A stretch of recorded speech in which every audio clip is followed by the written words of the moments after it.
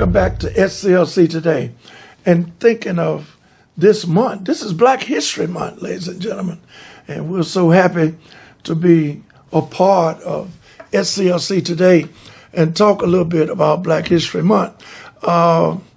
First of all, we had a lot of activities going on in regards to the Society of America, the Society of the world planet that we're living on.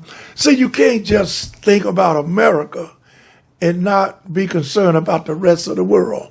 I think that's what has caused the problems with the historicity of America for many of years. But speaking of America and Black History Month, which used to be Black History Week. Oh, do I remember that.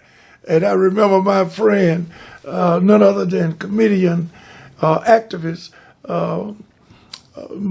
that was always say, in the framework of Dick Gregory himself, that they gave us the shortest month in the year, 28 days in February. But we celebrate Black history on SCLC today and at SCLC every day, every week, every month. So just thank God for the opportunity to continue to do what we do. Speaking of Black History Month, none other than Mr. I should say Coach Brian Flores, the Miami Dolphins, who was fired. Can you believe this? The man was fired and actually had a winning season for the last 2 years. Been there 3 years, but actually had a winning season for the last 2 years. And in working with the NFL, the National Football League, many of people come out and said what we've been saying for a long time, that they run the NFL like a plantation. The NFL has a lot of improvement to do. And we tried to work with them over the years as well.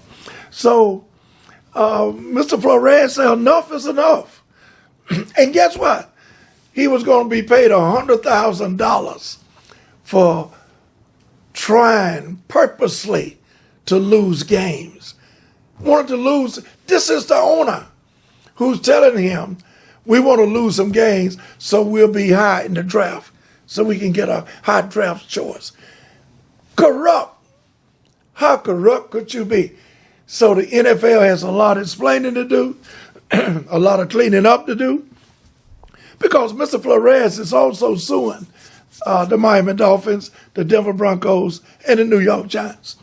Here he goes for an interview with the Denver Broncos, and they are an hour late.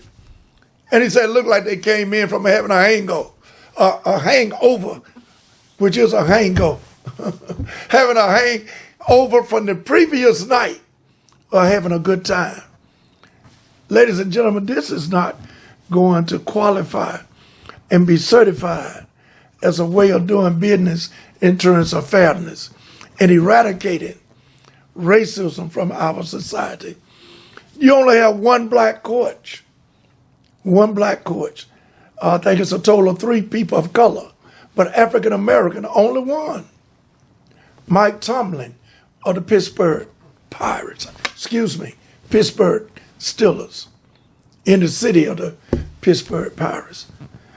Mike Tomlin with the Pittsburgh Steelers is the only coach of African American descent. We have a lot of work to do. And speaking of Black History Month, we can't rest on our laurels. We must motivate and build relationships with fair-minded thinking people like we are, those of us who think that we are fair in our perception and philosophy, or eradicating none other than that virus that's called racism. Like COVID-19, we have COVID-R. It's a virus. I'm not just saying it. CDC said it back less than a year ago. Did a study that said if America doesn't get healed from racism, not only will COVID-19 take out people of color and black folks, COVID-R will devastate us. just as bad and will take us out. We must eradicate racism from our society. So as I close with you, Dr. King said, and I quote, "Silence in the face of evil is evil itself." And they start, ladies and gentlemen, they start by not letting you have an opportunity. When I say they, this system, by not letting you have an opportunity to be in a decision-making capacity. We all went to sleep at the wheel when we let the 1965 Voter Rights Act go back to state rights.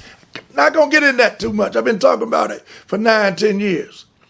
Even before Section 4 and Section 5 was gutted out of the 1965 Voter Rights Act. What's the first principle in the Kenyan philosophy? Number 1, get the facts. Get the facts. Number 2, educate the public. We didn't do a good job in educating the public. Or maybe the public didn't do a good job of listening and hearing, But repetition is the mother of skill. And we're going to continue to keep telling you that we've gone 50 to 60 years backwards in terms of this systemic racism. It must be eradicated. God bless you, and we'll see you next week.